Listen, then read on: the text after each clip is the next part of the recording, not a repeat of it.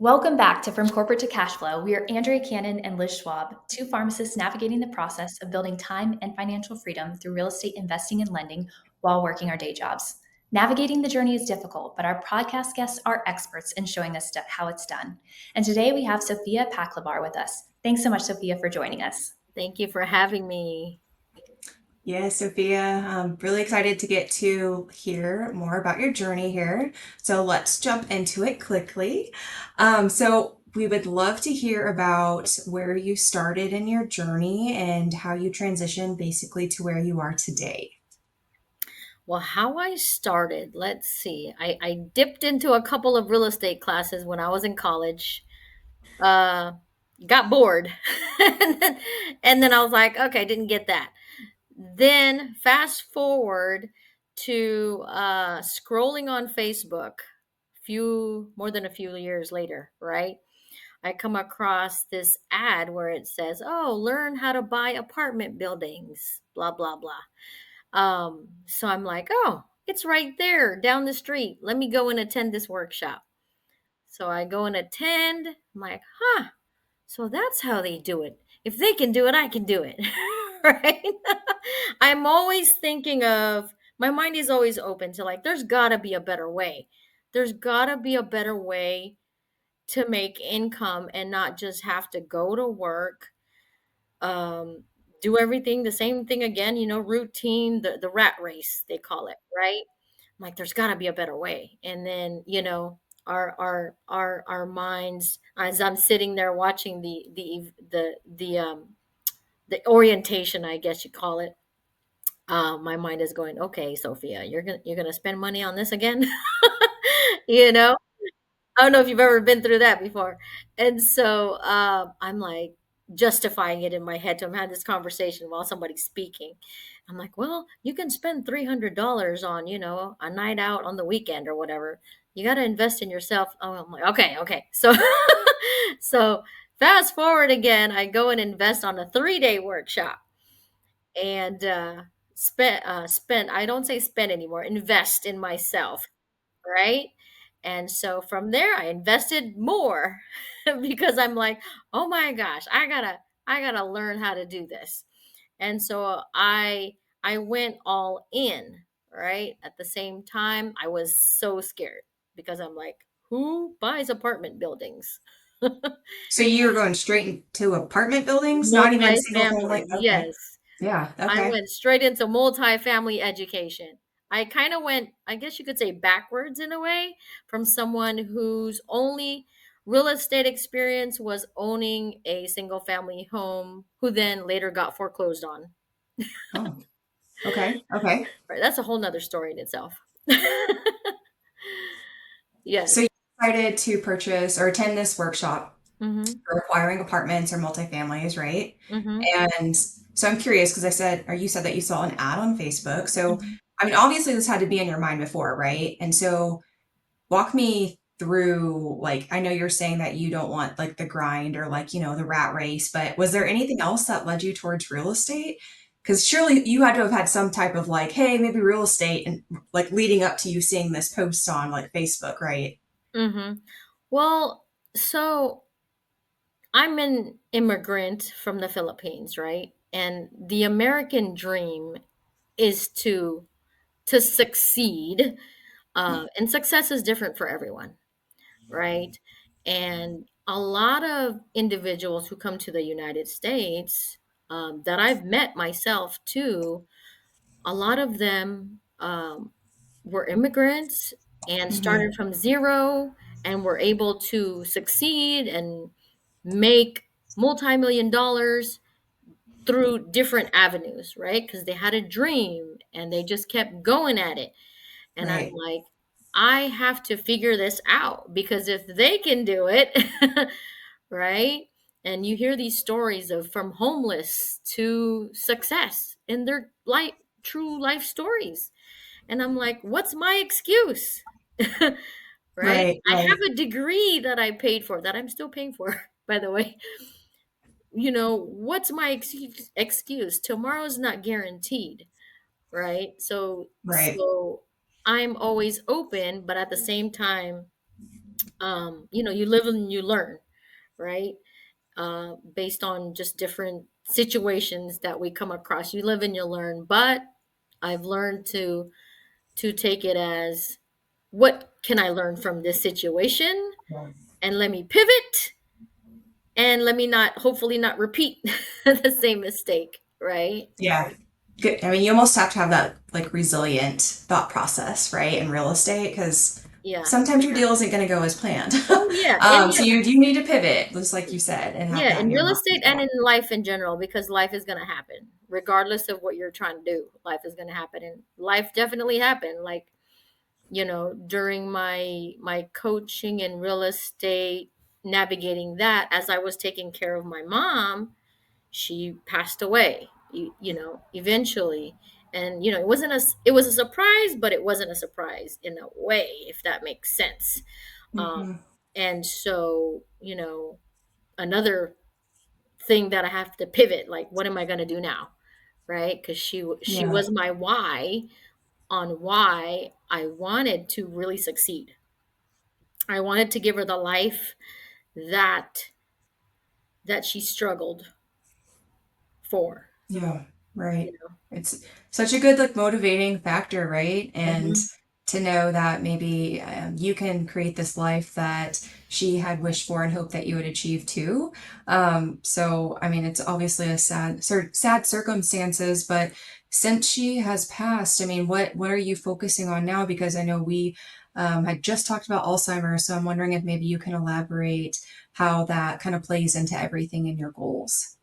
Yeah, so now since she has passed, and I'm navigating this whole journey, right? It's come to my awareness that I really want to make it more of a movement now. A movement to raise global awareness about Alzheimer's and how we should really take care of our brain as young as possible throughout each life stage. And that's something that, when we're younger, right, we think we're invincible, because I felt that way too at some point, right? And upon my research too, ladies, the youngest individual that was diagnosed with Alzheimer's was actually 19 years old. And I'm like, holy cow. And yeah, so it doesn't have to be an elderly. And with all this technology and AI and social media that we put ourselves in front of on a day-to-day basis, without really having the awareness of, we need to take time off from the screens, whether that be TV or computer or whatever, right? And get back to a little bit of, nature. These little things, I truly believe, uh, need to have more awareness for everyone across the globe. Mhm. Absolutely. Yeah. And there's so much. I mean, I think I'm glad you're really highlighting this because I think even more so, more now than ever, people are getting disconnected with doom scrolling on social media and all Mhm. sorts of things, and how that can potentially, cause problems with your brain in the future. And we haven't even seen that, right? The impact that Yeah. my grandmother had Alzheimer's. My husband's grandmother also has Alzheimer's. They didn't doom scroll, right? Mhm. So I can only imagine that it might be getting worse. But Yeah. I really appreciate you kind of bringing attention to that. And so I'm wondering, when you have this passion, right, related to your mom, and you talked about getting into real estate with apartment complexes originally, but are you still doing that, or have you pivoted at all? So I'm still doing the multifamily apartments. I've also integrated single family and commercial in there, and more so on the creative side. I'm not sure if you're familiar with that. Creative financing, subject to seller financing, all these terms and different strategies within real estate that your average person doesn't know. Absolutely. Even your real estate agents don't know these things. Correct. right? I'm like, holy cow, I wish I would have known these different strategies when I was a lot younger, Yeah. right? And so, which is why I said I want to focus on wholesaling, Mhm. however, wholesaling different asset classes, Oh, right? cool. Because there's a benefit to that, and we don't have enough time to go into all that. But, the reason being is from what I've learned up to now, when it comes to the caregiver, like my client, right? Like I said, financial active income is what's needed. And Mhm. so, based on, and correct me if I'm wrong, right? Wholesaling a property would be a lot quicker to acquire that active income, right? Depending, of course, on how quickly one can connect the buyer and the seller. Absolutely. I mean, I think there's pros and cons to Mm-hmm. every opportunity with active income and wholesaling. Liz and I both have some wholesaling experience. Mm-hmm. Uh, and I see Liz smirking. So anyone who's just listening to this via Spotify or something, Liz loves wholesaling. She's just, Yeah. I'm totally set up. Absolutely hated it. I still wholesale, but we do mostly creative here in Utah. Uh-huh. It's definitely a slower process than I would have imagined. Basically, how I got started myself was I found my own deal. This house that I live in right now, I found it sub two, very good Okay. entry, $1 million home. It's absolutely incredible. So I was like, oh, I just can keep doing this. So I immediately found Liz a home and that she moved into and is there right now. So you're seeing that one. And then wholesaled another deal right away, right after that. And I was like, okay, this is awesome. But the problem was I was like starting and going on every single transaction. And it was hard to build a pipeline because I was one person. So then I joined a team. But when you join a team, which included Liz, you have to like do 4 times the volume because we had 4 people in order to like surpass what you were doing before. And it didn't really go that way. Right. And so it's kind of one of those things where it was different than I think we all expected. And I still am primarily doing wholesaling just because we've bought multiple of the deals that we have come across as partners and as myself as well that I have just from talking to agents or other things, those have worked out. So I've liked having my hands like in the pot because of that reason. For me, it hasn't worked out to be like the best active income strategy. I don't know if Liz, you want to add anything into that?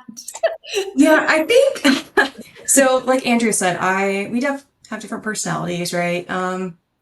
I don't like there's like lack of control. There's a lot of lack of control perceived for me, right? And there's a lot of things that are kind of out of your hands when you're wholesaling a property.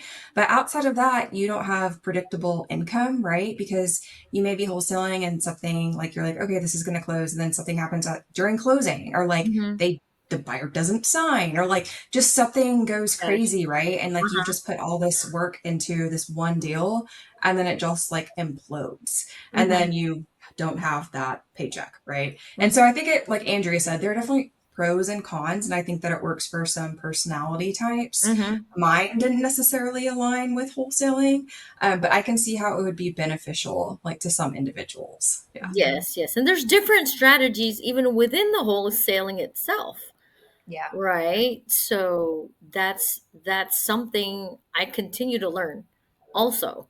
Like definitely you it's very hard to do real estate by yourself. That's what I've learned. It's so You true. got to have a team or you got to have another partner that you align with for sure. Yeah, at least a partner, I think. Mhm. A team is maybe even better, but at Mhm. least find someone else that you align with so you can push each other and you can Mhm. complement each other's strengths and weaknesses. And I think like that's one of the reasons why Liz and I work really, really well together is we both have completely different strengths. Liz's attention to detail is unreal. Like it is absolutely unreal. Like she That's is so It's a problem. It's weird. she's like it's a problem. and I wouldn't even say I'm inattentive to detail, but if I want something caught, she will freaking catch it, right? And so Uh-huh. That's just good. That's good. yeah, it's so good, especially when we're dealing with lending and money, lots of Yeah. it. Like And that decimal's in the wrong spot, That's like important. it That's an kind important of, yeah. tool. yeah. And then, I'm significantly more outgoing. I love the networking piece. Liz is very good at networking, but is more of a one-on-one, have the conversations versus Mhm. I'm like, let's get in front of everybody. Let's do it. I have Yeah. 1,000,000% energy all the time. And That's great. that, Uh, Is that you? Is that you, Sophia? is that I learned a new word this year, ladies. okay. I'm an ambivert. Have you heard Yeah. that word? Okay. Yeah. Ambivert. I Yep. was like, ooh, there's a word for me. Like that. So Yes. I'm half and half, depending on what's going on. And the funny thing, Liz, like there's things that I notice that I don't look for and I catch it, like a spelling error. Okay. Or Okay. or somebody's included in an email where they're not supposed to be included in the email. I just caught that Yep. today, and then my partner was like, "Oh, good catch." Yeah. And I was like, Yeah. "Oh, okay." That's things stand out, but for me, numbers are not my thing. Underwriting, Yeah. all Yeah. those things, but I know I have to, at least learn the basics. Right. There you go. Hey, it's all about learning, right? And Yeah. understanding how you best function. And you touched on some of this a little bit earlier. It's like you knew what we were going to ask you, but we want to hear about your biggest lessons that you learned that you wish you would have known earlier on. Oh, in my real estate journey. Yeah. Um, let's see. Yeah, there's many education programs out there. And for those that have never been to one or can't compare to one, kind of shop around first before you make that humongous investment in one education company, right? Now, what did I learn from investing in to three different companies, right? In the order that I did. Like I said, I went from multifamily to single family backwards, right? What did I learn from that?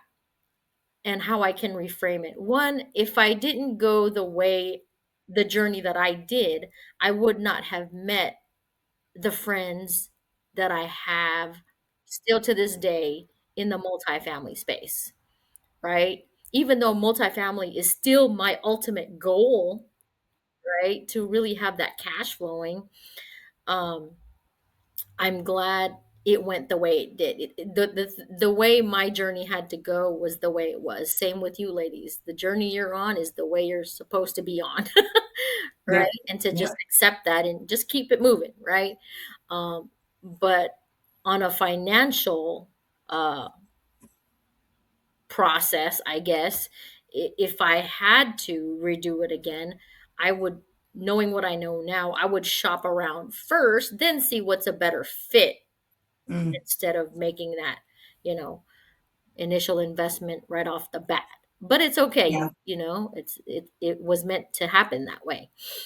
Um, Yeah. It's hard, right, when you're mhm, first getting into it to know yeah, like what's best. And mhm, sometimes you do just need to just pick something and then you pivot, right? Based yeah. off of your learnings. What about wholesaling specifically? Is there something big that you've learned now that you wish you would have known at the beginning of wholesaling?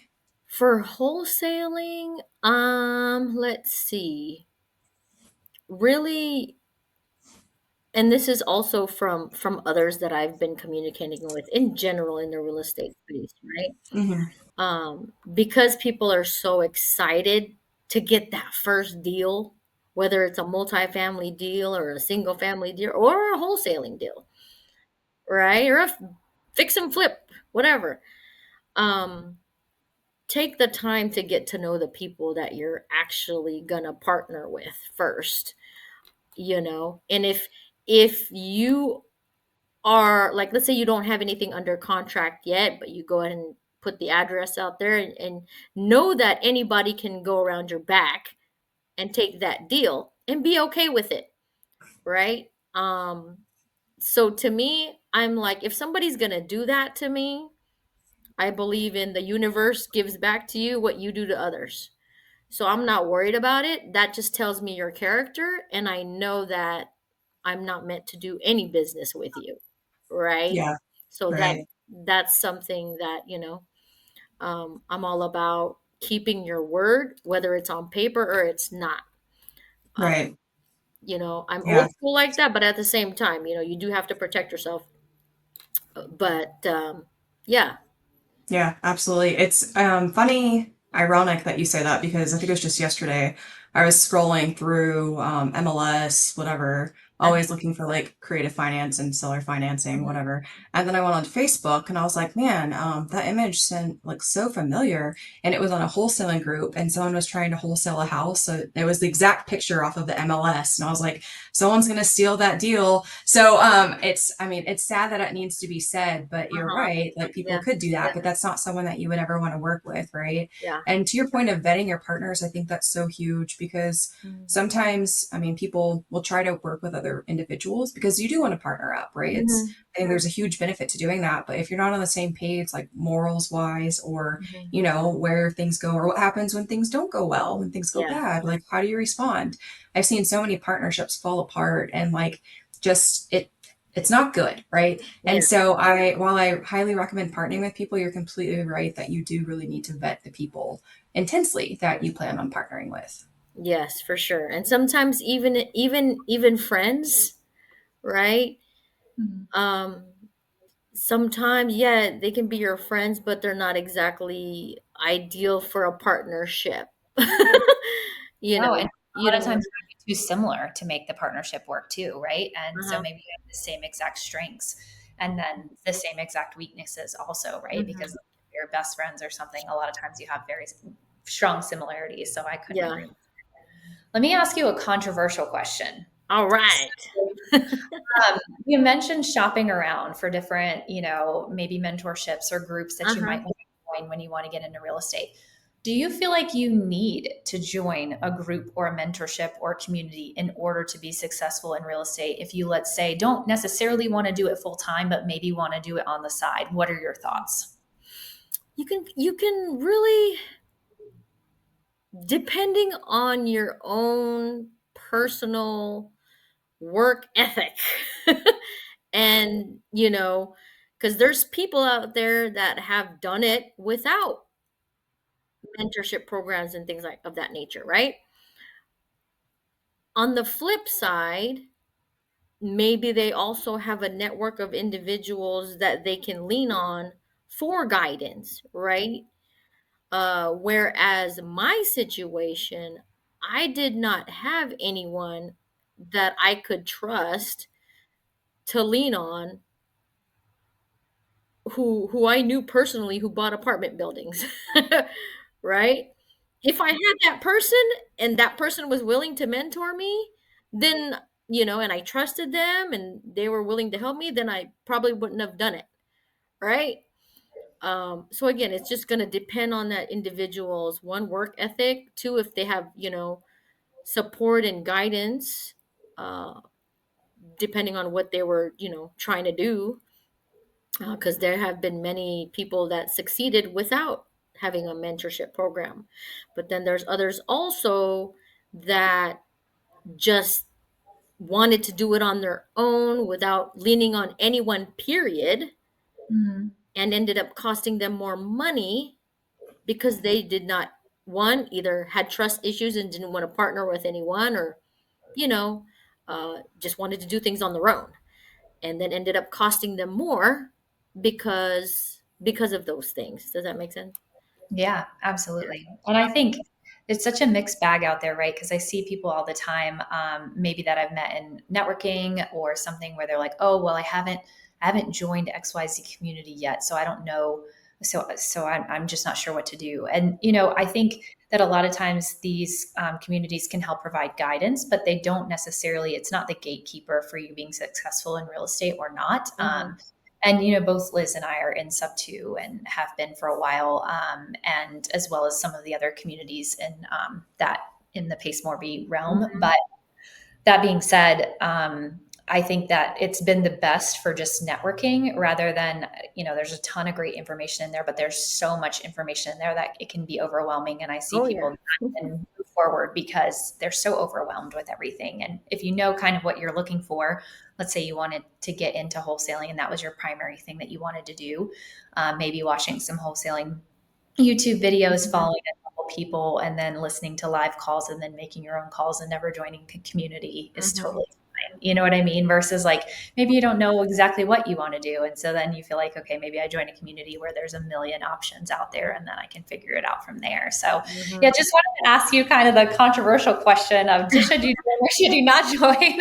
Yeah, and again, it just depends, right? Yeah, no, definitely. So I kind of want to hear a little bit more about some of the habits and routines that you've developed to help you stay focused on your real estate related goals. Since I know there's your mom and her unfortunate passing and a job and no job and all the different things. Mhm. Like, how do you stay focused? That's another thing, right? Focus is, there's that term squirrel. um and it's always a work in progress. So I'm gonna admit and say I'm not your most focused person. I'm getting better. I'm getting better though, for sure. Now, one of the things though that I have over the years consistently worked on is my inner self, my mindset, my personal development, spiritually and emotionally. Reason being is, and I started that when I was in my early 20s. I got first exposed to personal development, and I'm glad that I did, because looking back on the things that life was lifing, I think I totally would be a mess without a strong mindset, um, as well as spiritually. You know, I wasn't always a uh, strong in my spiritual, you know. Um, it's been something that has been worked on and continue to work on. And regardless, now I can say, regardless of whatever happens, I know we're always human, right? Things are going to happen. It's okay, right? But to be able to have that sense of peace, even though my mom passed away and she was my best friend, yes, it still hurts. However, it helps me to reframe, to even use that. I don't know if you've ever heard that phrase. It's one of my coaches said it. There's purpose in your pain, Mm-hmm. and so that's what drives me. Mm-hmm. Because I my like that. dad is still alive. I have a huge family. I have a lot of nieces and nephews, and I know that there's a reason why all of us, you Andrea, you Liz, why we're still physically here on this earth is because we have a purpose. Yeah. Whew, touching. It obviously, I mean, I know you just said it, but we can tell that you've done a lot of, inner work as well. And I want to touch on that just a little bit because I think that you probably have some valuable advice to give to whoever is listening. So if someone is newer to like of their financial freedom journey, like maybe they're like, oh my gosh, I just realized I'm not the best set up financially and I want to get started, but I have no idea what I'm doing. What advice would you give them as far as mindset to get in the right headspace to begin that journey? Um, First, really be mindful and set healthy boundaries as to who you let in your circle, meaning the friends that you hang around with, what you watch, what you listen to, all those speak to your subconscious mind. And when I got that awareness, the more I continued to work on myself, and then there were times where I let myself go and watch a little bit more TV, right? Yeah. You get consumed in CSI and Mm-hmm. Hawaii Five O Yep. Yep. because he's cute. No kidding. um, and I'm like, okay, wait a minute. I've been watching for like 2 hours. Let me turn this off, right? I gotta watch some, Pace Morby videos or Right. get Right. back into my coaching. Um, Or like, for example, you just, have a funky week and you let a whole week or even a whole day go by and you notice you didn't do any kind of personal development for yourself. If you pay attention, you'll notice that energy that you have. You'll notice you're like, I just feel like crap, right? And for me, when I notice that, I dive straight into finding a YouTube that I know, there's a few people that I follow. If you need suggestions, I have a bunch of them. Um, and I dive into that, or I have Audible subscription that are a bunch of personal development books that have definitely I listen to, especially when I'm driving 7 hours to a real estate event. Yep. Right. That's my library. Yeah, definitely. Those are the main things. Is really be mindful of what you are watching, listening to, who you're hanging around. Yeah, even family. I hate to say that, but even family, Yeah. you know. Yeah. No, um, it's a great piece of advice. Absolutely. You need to yeah.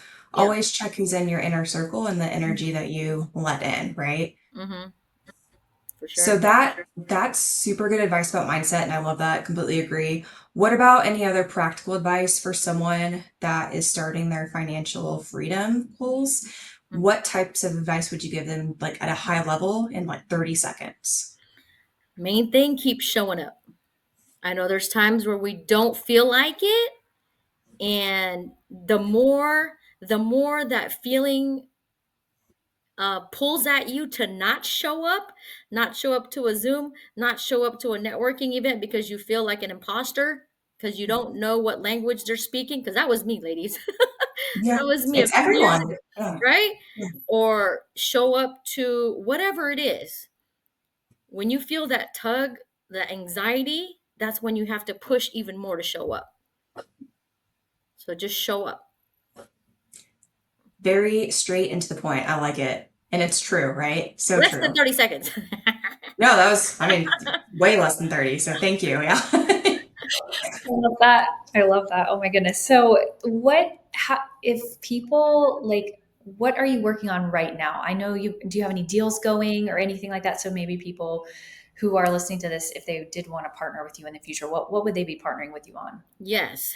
So, um, I know if Pace is watching, he's going to say, it's not a deal, it's a lead. See I like Pace. that. See Pace, I'm paying attention. So the leads that I have are a 10 unit, it's a single family, 10 rooms and 4 bathrooms here in Sacramento, California.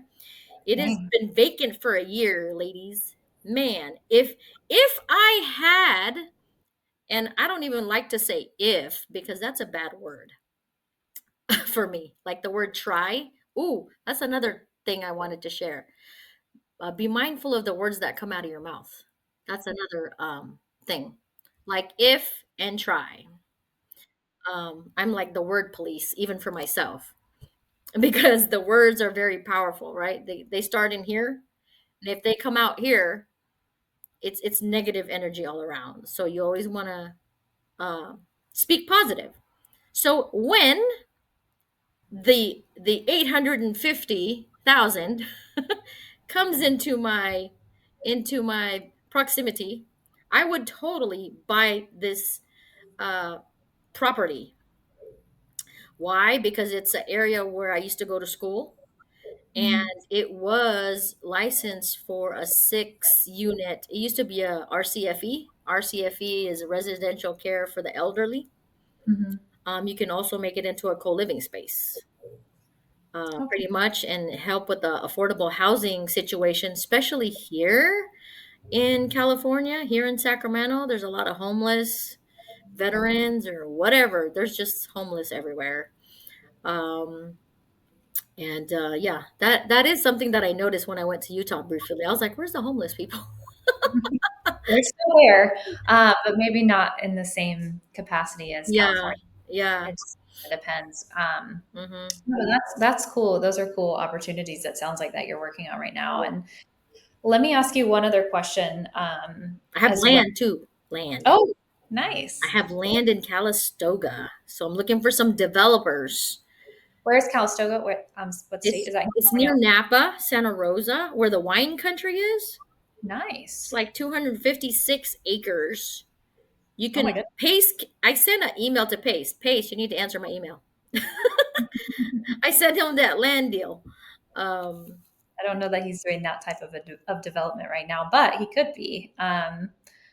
But yeah, so thinking about just, we do all this real estate stuff, right? You're trying to create this better lifestyle as an immigrant with, thinking about your mom who's passed and your family that's still here. Both Liz and I also have goals to travel, to get outside, to give back, to do other things. I want to hear if there's anything big upcoming on your personal bucket list that you're hoping to accomplish in the next year or two, that's kind of helping you stay motivated. oh yes, you said the magic word, travel. I love to travel. I love it. Yes. Again, travel takes money, right? We're Money and time. Something that real estate will help with, right? I know a gal, all she does is travel because she does real estate from anywhere across the world because all you need is internet. And she's built these relationships across the United States. She was in the military, done. right? And so now she does this travel, spend time with her family and things like that. So that's what I want to do. On top of, I want to be able to volunteer in these third world countries. I've done mission trips before, and it was just amazing, an amazing experience. And I always tell people, if you've never been out of your city where you live, like I have friends who have never been outside of the city called, I live in a city called Elk Grove, right? It's a little bit outside of Sacramento. They've never even been to downtown. Like, oh my God, you got to get out. It makes you have a more appreciation when you go to another country because we're so spoiled here in the United States. Yeah, Right? agreed. We complain about every It's little thing. Yeah, very true. It's funny you say that too, because I remember distinctly Andrea bringing this up that she like knew people that had not even left like a particular city, right? And like even like Utah has 5 national parks, right? And so I can't tell you how many times I run into people who like I've never been to any of them. Like, what? How? How have you not been to any of the national parks that are right here at your fingertips, right? Yeah, yeah. But to your point, it definitely adds a different perspective and really brings you back down to earth whenever you visit these other countries. So I think that's a great goal, and I love that. Do you have any in particular, like any countries that you would like to go back to? My goal is to hit all the continents, Oh, okay, all the states, and start with the capitals. there you go. I want to sub to a RV van or some kind of thing and do the van life and just drive around. Yeah, you could be Andrea's partner. I think what Andrea have like a few states left in the U.S. that you need to go to. just Maine. Yeah. Okay, good. Okay, so Nice. you guys can go to Maine together, and she can hit off the last one in her bucket list Awesome. here. And the funny thing Yeah. is, I pretty much, if I look in my directory, I pretty much know at least one person in each state Hmm. and at least one person in one continent. There you go. You can bunk with them too, save some money. That's what I would do. So Yeah, yeah, yeah, totally. So that's what I love. I mean, that's the bonus of internet right now. And, you can connect with people virtually. And I've met some really great people virtually that you would never have met. right, right. And on that note, you teed it up perfectly. So if people would like to get in touch with you, connect with you, right? Uh-huh. What is the best way for them to do that? They can follow me on my social Facebook, as it's spelled right there, if you could see that. Sofia Paclibar, Facebook. And also my Instagram, it's a little tricky. It's GR, the number 8, the letter TFUL, daily, grateful daily. I love that. Oh my gosh, that's so cool. That's my motto. Oh, I'm also working on a clothing line Oh, nice. with that logo. So nobody take that logo with that tagline, grateful daily. Trademark it now. I know I need to. That's something that's been, uh, been put on the back burner, and the universe keeps saying, "Hurry up and do it." So I got to hurry Great. up and do it. Well, perfect. Well, I'm glad that people have an opportunity to get in touch with you. And this has been so nice to get to know you, Sophia. And thank you so much for being a guest on our podcast this week. And thanks everyone for tuning in to this week's episode of From Corporate to Cashflow. Can I have one more announcement? Oh, sure. I would love to invite everyone every 14th of the month. That's the global networking event that I have. And it's called It's Not Just Real Estate, It's Relationships. Oh, that's cool. That's in honor of my mom. Why the 14th, you ask? Because her birthday is May 14. Oh, cool. That's a nice thing to do in her memory, that's for sure. Yes, and I would love you ladies to be my guest and participants at some point. Definitely send us the invite. We would love to be on that. For sure. Thank you. Yes. So once again, thank you everyone for joining this week's episode of From Corporate to Cashflow. We will catch you next week. Hey, it's Andrea. Thanks so much for listening to this episode. If you liked it, I'd love it if you hit subscribe. Thanks so much.